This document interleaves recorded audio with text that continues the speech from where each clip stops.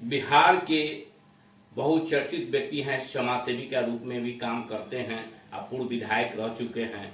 और बिहार सरकार जो है जाति गणना किया गया है, विपक्ष लोग मतलब कि इसका विरोध कर रहे हैं, इस पर क्या कहेंगे आप?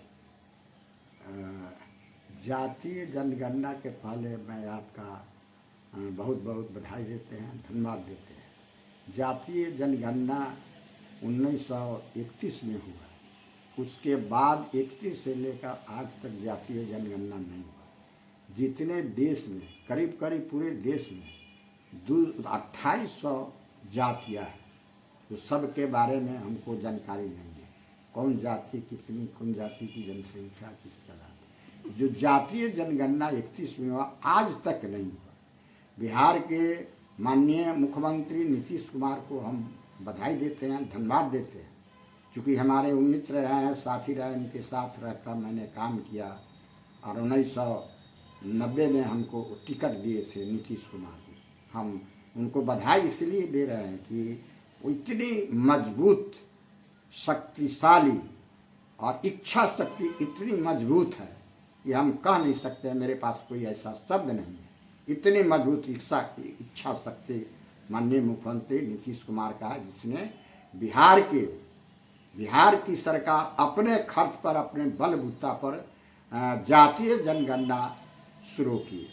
जातीय गणना शुरू किए तो कुछ जो लोग विरोधी थे, उन्होंने कोर्ट में केस किया।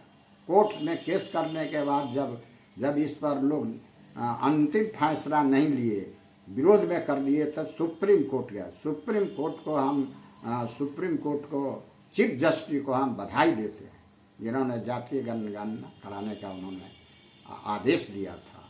और कहीं कोई दुर्भाष और कहीं कोई ईर्षा द्वेष से नहीं। जो फैसला है, जो कॉन्स्टिट्यूशन ऑफ इंडिया, जो भारत का जो संविधान है, उस संविधान के अनुसार माननीय मुख्यमंत्री नीतीश कुमार जी जातीय जनगणना शुरू किए। जातीय जनगणना शुरू इसलिए किए कि जो 31 से आज तक बीच में नहीं हुआ, तो उन जातियों की संख्या बढ़ी है। उन जातियों के आधार पर ये सर्वे कराया गया कि जातीय जनगणना अगर हो जाता है, तो जो समाज में पिछड़ी जाति के लोग हैं, अत्यंत पिछड़ा जाति के हैं, समाज में जो दलित है, शोषित, पीड़ित, लाचार, बेबस, अक़लियत और मुसलमान भाई, और समाज में जो वंचित लोग हैं, उसको हक अधिकार मिले। मुख्यमंत्री 2024 का चुनाव आ रहा है, उसके लिए क्या तैयारी? 224 का चुनाव में आया है। इंडिया बना है पार्टी, इंडिया पार्टी बना है। आप देख लीजिए, अगर कई पार्टियों का समीकरण है, मतलब कि 26-27 पार्टी एक हो गया। इस सबको दिल में है कि मोदी के खिलाफ में हम लोग लड़ेंगे, सबको दिल में है। उनका रवैया रहा है, माननीय प्रधानमंत्री जी, आप दयालु आदमी थे, आप बहुत हृदय का दयालु, आपको इस तरह से नहीं करना चाहिए था।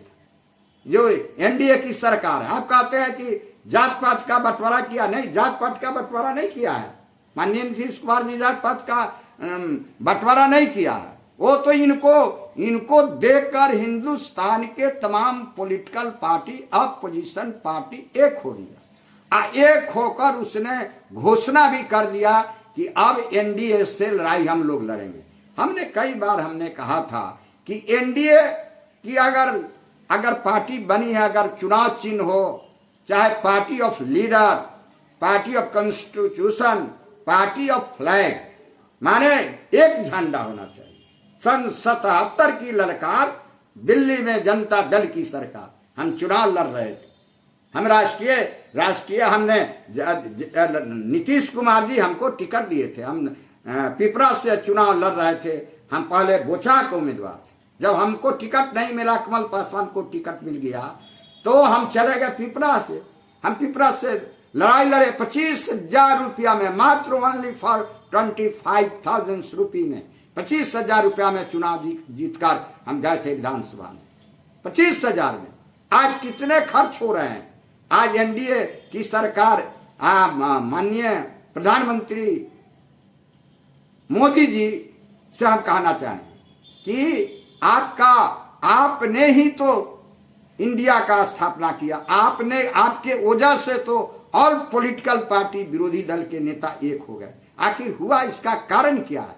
आप किसान का समस्या लिए, नौजवानों की समस्या, बेरोजगारी की समस्या, बेकारी की समस्या, गरीबी की समस्या, महंगाई की समस्या, लोकतंत्र की समस्या, संविधान बचाव की समस्या, ये सारी समस्या जिसको आप अंग्रेजी में कहते हैं कॉन्स्टिट्यूशन ऑफ इंडिया। तो कॉन्स्टिट्यूशन ऑफ इंडिया भारत सरकार का ये संविधान है, लोकतंत्र, डेमोक्रेसी ऑफ इंडिया। इसको आप क्यों आप आलोचना करते हैं? मैं सहदेव पासवान बिहार पंचायती राज वित्त निगम के चेयरमैन, पूर्व चेयरमैन, और वित्त निगम के पूर्व चेयरमैन के साथ जुड़ी हुई बिहार विधानसभा में रूलिंग पार्टी का उप मुख्य सचेतक रहे हैं।